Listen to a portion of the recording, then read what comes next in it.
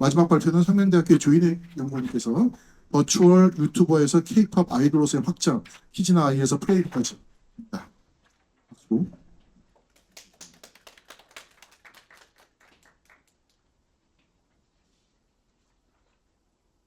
안녕하세요. 상명대학교 조인혜라고 합니다. 저는 또 K컬처에 관련해서 계속 연구를 하고 진행을 하고 있고요. 특히 저는 일본에서 지금 유학을 하고 있고 일본과 한국에 관련해서 계속 K팝이라든지 K컬처에 대해서 생각을 해보게 되었습니다. 그래서 오늘 이야기할 것은 버추얼 유튜버라는 게 어떻게 K팝 아이돌로서의 확장으로 되는지 키즈나 아이부터 플레이브까지 사례를 들어서 이야기를 해보고자 합니다. 연구의 배경은 이제 여기서 V튜버라고 제가 이야기를 했는데요. 원래는 한국에서는 버튜버라고 보통 줄여서 많이 말하죠. 그런데 영어권이랑 일본권에서는 V튜버라는 단어가 더 일반적이기 때문에 여기서는 V튜버라고 제가 명명을 하겠습니다. V튜버는 일본의 기원이라고도 할 수 있는데요. 키즈나 아이가 2016년 12월부터 만들어서 프로젝트식으로 만들어져서 이제 확장이 되기 시작합니다. 그것이 2020년대 한국에서 K-팝형 버추얼 아이돌, 이제 플레이브와 같은 그런 사례로 등장을 하게 되죠. 그래서 이것이 단순한 기술의 발전이라기보다는 문화 콘텐츠 구조의 이동 문제라고 보는 것이 저의 핵심이라고 할 수 있겠습니다. 그래서 왜 한국에서는 이런 V튜버가 아이돌이 되었는가에 대해서 중점을 맞추고자 합니다. 연구 목적은 방금 말씀드렸다시피 일본 V튜버, 한국 K V튜버라고 볼 수 있는 이런 플레이브와 같은 그런 사례의 문화적 차이와 특징을 아즈마 히로키의 데이터베이스 소비론과 미디어 믹스 구조로 설명을 하고자 합니다. 그래서 K-팝 팬덤 연구, 뭐 가상 아이돌의 산업에 관한 연구가 좀 대부분인데 선행 연구에서는 아직까지 이런 V튜버에서 K-팝 아이돌로의 구조적 전환 분석 이런 것들이 좀 아직은 되고 있지 않아서 연구가 필요하다고 생각되는 바입니다. 그래서 저의 연구 질문은 크게 두 가지라고 볼 수 있겠습니다. 일본 V튜버는 어떤 미디어 믹스 구조를 가지고 있는가? 그리고 두 번째로는 한국에서는 왜 K-팝 아이돌 구조로 재편이 되었는가? 크게 두 가지 질문으로 시작을 했습니다. 버추얼 유튜버는 V튜버 어떤 것이냐 하면 이제 라이브 2D나 3D 아바타를 통해서 인터넷 플랫폼 방송을 진행하는 캐릭터를 이야기를 합니다. 위쪽 그림이 이제 라이브 2D고요. 밑에가 3D인데요. 라이브 2D는 저기 상반신만 나오는 어떻게 보면 이미지와 가까운 그림에 가까운 캐릭터가 표정만 움직이는 정도라면 3D 같은 경우는 몸이 다 움직이는 거죠. 플레이브와 같이 춤도 출 수 있고 뭐 어떤 행동을 할 수 있는 그런 거라고 볼 수 있습니다. 한국에서 버튜버라고 얘기하지만 아까 제가 얘기했듯이 영어권이나 일본에서는 V튜버라고 지칭을 하고 있습니다. 2017년부터 키즈나 아이가 굉장히 확장이 됐었는데요. 일본 3D 버추얼 캐릭터가 최초로 버추얼 유튜버입니다 라고 단어를 사용했기 때문에 이게 기원이 되고 있습니다. 좀 길어서 제가 좀 빨리 넘어가면서 할게요. 그래서 기본적으로는 유튜브라는 플랫폼에서 활동하는 것을 전제로 하고 있었지만 현재는 버추얼 캐릭터로 활동하는 인터넷 방송인 대부분을 버추얼 유튜버라고 부르는 시점까지 와 있습니다. 이론적 배경이 되는 아즈마 히로키의 이야기인데요. 동물화 하는 포스트 모던과 데이터베이스 소비론 이 두 가지의 이론을 가지고 설명하고자 합니다. 여기서 이야기하는 핵심은 거대 서사의 붕괴, 그러니까 우리가 이야기를 소비하는 시대가 아니다라는 것이죠.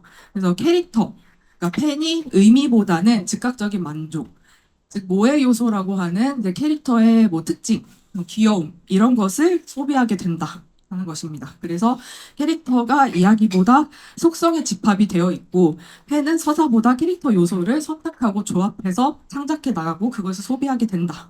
그렇기 때문에 V튜버 같은 경우 데이터베이스 소비에 최적화된 존재라고 할 수 있다라고 보는 것입니다.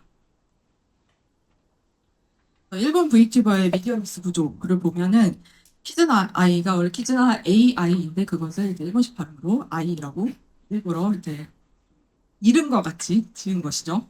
2016년부터 활동을 했지만 확장된 건 2017년이고 굉장히 캐릭터 중심적이고 잡담이나 게임, 뭐 밈, 굿즈로 확장이 되는 그러한 특징을 가지고 있습니다. 그래서 팬들이 2차 창작 활성화가 되어서 이것이 바로 캐릭터 데이터베이스와 팬 참여형 소비다라고 볼 수 있는 것이죠.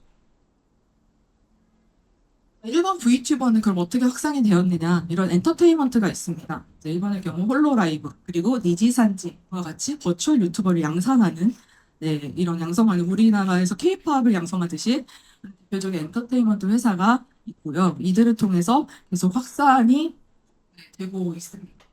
실제로 보면 1위부터 7위까지 이런 랭킹이 지어질 정도로 굉장히 활발하게 활동을 하고 있는 것을 알 수가 있고요.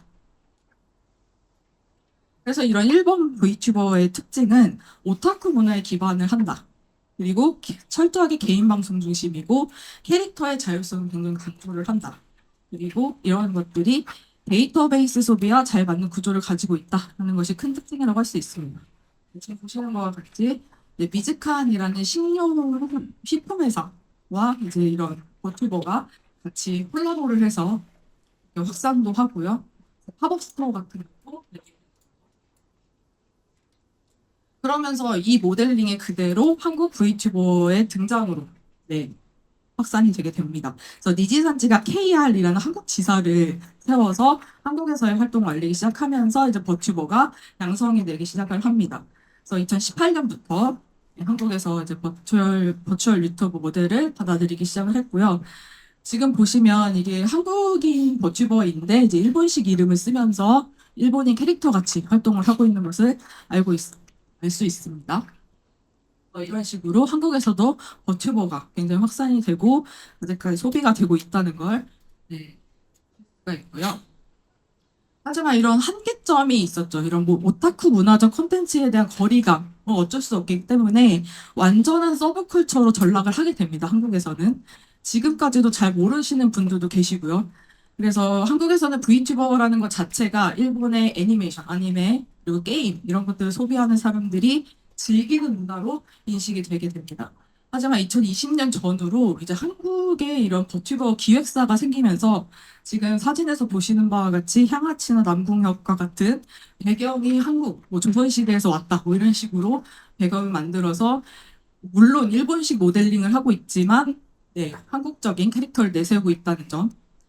그래서 캐릭터 배경과 세계관이 한국일 뿐이지 일본 VTuber 모델과 방향성이 다르지 않다는 점에서 한계점이 있었습니다.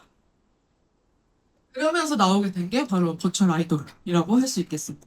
그래서 K-팝 산업의 글로벌 성공 경험이 있었기 때문에 이것을 버추얼과 결합하면 어떻게 될까라는 생각을 하게 된 거죠. 그래서 여기 아이돌 연습생 시스템, 그리고 팬덤 조직 능력과 플랫폼 인프라를 넣어서 일본 모델의 단순 수입이 아니라 다시 재구성을 했다라고 볼 수 있겠습니다. 그 사례로 이세계 아이돌과 플레이브와 같은 사례가 있을 수 있겠죠.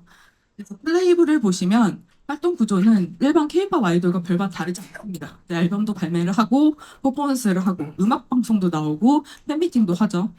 거기에 캐릭터뿐만이 아니라 뭐 데뷔를 어떻게 했고 우리가 어떻게 성장해왔고 뭐 이런 컴백 구조 뭐 이런 것들을 가지고 있다. 그래서 실존 아이돌과 동일한 소비 방식을 채택을 하는데 버튜버다라는 것이 특징적이겠죠. 그래서 이런 한국과 일본의 미디어믹스 구조 차이를 보자면 일본은 캐릭터 중심, 철저하게 캐릭터 중심이고 그리고 개인 방송 중심이고 데이터베이스 소비를 한다라고 앞서 말씀드렸죠. 한국은 이제 버추얼 아이돌로 보자면 아이돌 시스템 중심이고 그룹 퍼포먼스를 하고 서사와 성장의 결합을 하고 있다. 그렇기 때문에 이것을 종합적으로 보자면 VTu버적 요소를 유지하면서도 아이돌 성장 서사라는 K-팝 소비 방식의 데이터베이스로 재구성을 하였다라고 볼 수가 있습니다.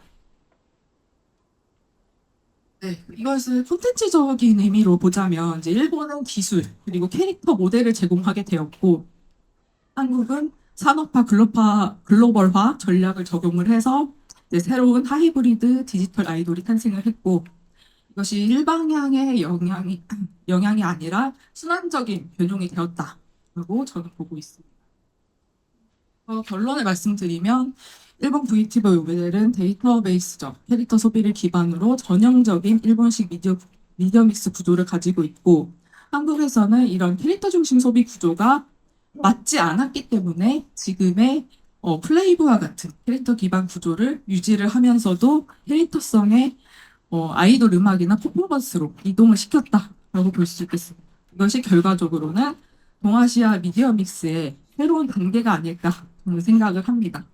하지만 이 연구에 한계점이 분명히 있겠죠. 뭐 의의는 있겠지만 뭐 VTuber의 일시적인 유행이 아니라 앞으로 문화 구조로 어떻게 볼 것인가에 대한 분석이 되었고, 그리고 K-팝 콘텐츠 연구와 일본 서브컬처 콘텐츠 연구의 접점을 제시했다.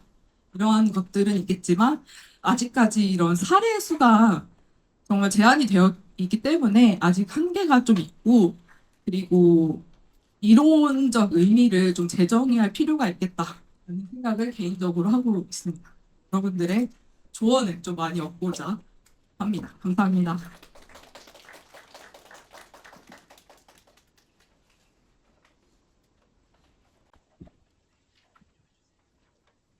조윤희 연구원님, 저 사실은 이 논문 맨 처음에 받고 읽으면서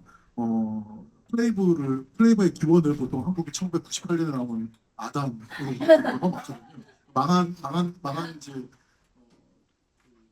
사이버 아이돌이라고 얘기는 하는데 오늘 맨 처음에 그래서 아이나 키즈와의 연관지어서 설명하는 부분에 대해서 조금 무화했는데 결국 그 연관성이 어디서 있나 했던 결국에는 팬덤의 역할이 되게 큰 것 같다는 생각을 했고 그것이 그들이 만들어낸 세계관이 같이 작동을 하면서 일본의 버튜버와 우리나라의 플레이브와 연관이 지어질 수 있을 거라 생각을 했습니다.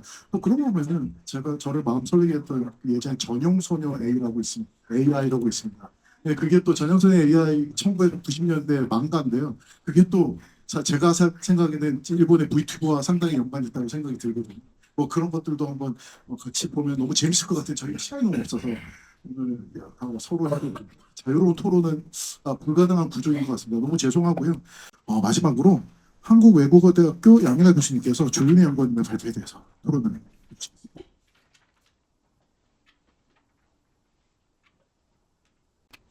안녕하세요. 일단 교육도 아니고요. 제가 아마 아이돌 생각력 그래서 플레이브는 일단 아이돌 네, 아이돌이라는 카테고리 안에서 뭐 이거 사실 버티버는 거의 그냥 이런 게 존재한다는 것은 알고 있지만 이제 잘 세계 아이돌 정도 말고는 이제 잘 모르기 때문에 찾아보게 되었는데요. 선생님 그 앞에서 언급하신 것처럼 사실 버추얼 유튜버라는 거나 특히 이제 올해나 작년에 이제 플레이브가 좀 성공 사례다 보니까 그 부분이 발표가 많이 되고 있더라고요. 근데 이제 그 선생님 논문이 다른 논문들과 이제 차별점이 있다면 이제 일본이랑 비교해서 한국이 약간 새로운 방식으로 재내기를 하고 있다. 이런 점이 이제 차별화된 특징인 네, 특징이라고 생각이 됩니다. 그래서 이제 말씀하신 것처럼 그 버추얼 유튜버는 어떤 캐릭터성이 이제 굉장히 강조가 되었고, 그 생각보다 일본에서도 규모가 엄청나게 큰 시장이더라고요. 근데 그럼에도 불구하고 이제 어떤 좋아하는 사람들만 좋아하고 장벽이 좀 높은 서브컬처인데 플레이브는 이번 이제 크리스마스에 방송했던 이제 SBS 가요대전에도 나오고 멜론 뮤직 어워드에도 나오고 또 이제 MBC 가요대 축제에도 나올 예정이거든요. 그러니까 이런 식으로 일단 우리가 TV에서 최소한 이런 것을 볼 수 있다는 것 자체가 대중성을 어느 정도는 확보하고 있다고 볼 수 있는데요. 물론 이제 이렇게 되면 아이돌 산업이 이제 대중성이 있냐 아직 이 문제로 좀 갈 수가 있는데 이제 그거랑 이제 별개로 일단 인터넷 방송을 이제 중심으로 활동하는 버티버랑 확실히 차이가 있다고 할 수 있습니다. 그래서 이거는 약간 선생님 논문을 어떻게 전개하실지 모르겠어서 제가 이제 좀 찾아본 제안 같은 것들인데 예를 들면 이 버튜버 이제 구독자나 이제 팬덤들이 안사람나 이제 혹은 본체, 뭐 빨간 약, 환생, 전생 이런 식의 표현을 하는데 지금 여기 계신 선생님들이 버튜버를 보시는 분들이 아니면 솔직히 다 뭔 소리인가 싶으실 수가 있어서 저도 그리고 약간 이게 무슨 말이지 하면서 찾았는데 이거를 이렇게 말씀하신 데이터베이스 그 소비론으로 이제 분석해 보면 조금 흥미로운 결과가 나오지 않을까. 버티버 뒤에 사람이 있잖아요. 이제 그거를 안사람 혹은 논체라고 표현을 하는데, 근데 이제 버티버가 어떤 캐릭터의 속성을 연기를 하고 있기 때문에 이게 이제 실제 사람을 좀 반영을 하기도 하고, 그리고 그 캐릭터가 가지고 있는 어떤 그 속성이 있기 때문에 이제 그거 이제 반영을 안 하기도 하고, 네, 그런 식이더라고요. 예를 들면 이제 플레이브 멤버 중에 이제 그림에서는 키가 제일 큰 멤버가 실제로는 키가 제일 크지 않다든지 뭐 이런 간단한 게 이런 것도 있고 성격 같은 것도 아마 그리고 이제 빨간 약은 이제 영화 매트릭스에서 이제 가져온 건데 이제 뒤에 있는 사람이 누군지 이제 밝혀졌을 때 신상 정보가 이제 알려졌을 때 그럴 때 쓰는 표현이거든요. 환생은 버튜버가 뭐그 어떤 한 그 캐릭터를 그만두고 다른 캐릭터로 이제 전환할 주로 보면 회사랑 계약이 끝날 때 이렇게 얘기를 많이 하고 이제 전생이 버튜버의 과거를 가리키는 표현이거든요. 이게 사실 아이돌 팬덤에서도 이제 캐봉이라고 불리는 이제 캐릭터 붕괴가 이제 어떤 이제 팬을 이제 그만거나 이제 계속 이렇게 지속하는 좀 캐봉이 오면 보통 이제 탈덕을 한다고 하는 그러니까 팬을 그만두는 이런 문제가 이제 많이 벌어지는데 이 어떤 이 버티버는 이렇게 캐릭터가 많이 붕괴가 되면 이게 극단에 어떤 도달할 수 있는 그런 요인이 있는 것 같아서 좀 이 점을 약간 강조해 보시면 어떨까라는 생각을 해봤고요. 그리고 또 이제 뭐 뒤에 사람이 있는 거는 이제 다 알고 있지만 이 사람에 대해서 궁금해하는 사람하고 나는 안 알고 싶다, 안 궁금해하는 사람으로 이렇게 나뉘는데요. 이제 키즈나 아이는 뒤에 사람이 이제 성우였고 본인이 이제 얘기도 했다고 합니다. 그리고 플레이브도 이제 모든 멤버들이 이제 다른 아이돌 그룹에 속해 있던 사람들인데 말하자면 다시 재데뷔를 한 건데 이제 요거를 이제 언급을 하면은 이 회사의 영업방해가 되느냐 안 되냐고 약간 요런 이제 이야기도 있었고 네 그래서 그치만 어쨌건 알 사람은 다 알고 이제 모르고 싶은 사람들은 계속 모르고 그래서 이게 이제 어떤 일종의 페르소나를 연기한다고 볼 수도 있지만 또 이제 그들 자신이 또 자신의 일부에 반영이 되고 그들의 서사 같은 것들이 아니면 취향이나 이런 게 반영이 된다는 점에서 좀 기존 아이돌한테다가 버티거라는 다른 이제 새로운 페르소나 한 명 더 씌워진 거라고 저는 생각합니다. 이런 이야기를 만약에 혹시 관심 있으시면 좀 참고가 되지 않으실까 싶고 질문은 이제 저 두 가지인데요. 이제 아까 발표하실 때는 잠깐 언급을 하셨지만 그 이제 인터넷 방송을 기반으로 해서 이제 그 자체에 어느 정도 팬덤이 부족한 세계 아이돌에 대해서 본인 자체에 말씀이 없으셔서 갖고 왜 이제 이거를 안 하셨을지가 조금 궁금한데 사실 이 세대는 또 최근에 이런저런 좀 문제가 있어서 그래가지고 이제 말씀 안 하신 건지 궁금했고 그다음에 하나 이제 두 번째 질문은 이제 버추얼 유튜버 구독자는 결국 어떤 캐릭터 속의 사람을 좋아한다고 보시는지 아니면 그렇지 않다고 생각하는지 좀 네, 궁금합니다. 플레이보는 이런 원래 기존 아이돌이었기 때문에 그들의 팬도 있거든요. 그래서 조금 그런 말하자면 공채를 좋아하는 사람들도 이제 혼재가 되어 있는데 일반 유튜버는 기본적으로는 우리가 모르는 사람들이고 이제 비연예인인 경우가 많기 때문에 캐릭터랑 사람 중에 이제 어디에 좀 라고 보시는지 아니면은 아예 이게 아니라 나는 다르게 생각한다. 그리고 이 프로가 좀 잘 안 돼서 그렇긴 한데 이제 실제 아이돌이 유튜버의 형태로 참여한 소녀 리버스라는 프로가 있었어요. 근데 되게 데뷔가 약간 후질구질 되고 거의 누가 자기라는 걸 이제 알려주면서 약간 시도는 좋았으나 잘 안 된지 비우는 프로그램인데 이것도 한번 참고해 보시면 할까 싶고 그리고 이제 동인대 박원준 선생님의 버추얼 아이돌 한일 연구 동향 비교라는 논문이 그것도 한번 참고해 보시면 네, 이평 감사드립니다.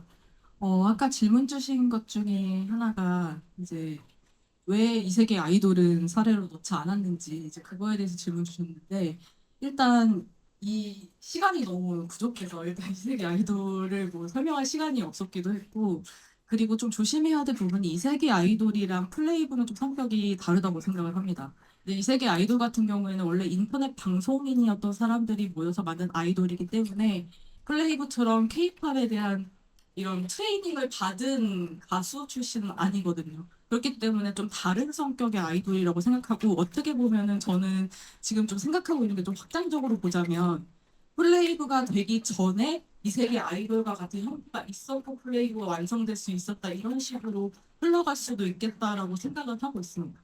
네, 그리고 두 번째 질문이 캐릭터로서 좋아하는 건가 아니면 그 본체에 대해서 좋아하는 건가라는 이야기를 들어보자면 어 제가 이제 아는 지인 중에 이제 플레이브를 굉장히 좋아하시는 분이 계신데 그분들의 이야기를 이제 그룹으로 만나서 들어보면은 그 본체에 대해서는 전혀 생각을 하지 않으시더라고요. 그러니까 이 캐릭터 자체로서 그게 아이돌이고 그게 나의 뭐 이상이다 뭐 이런 식으로 가기 때문에 이 본체가 왜 필요가 없냐라고 물어보면은 원래 기존의 아이돌들은 뭔가 사건 사고가 생겼을 때 리스크가 굉장히 큰데 이들은 그렇지 않다는 거죠.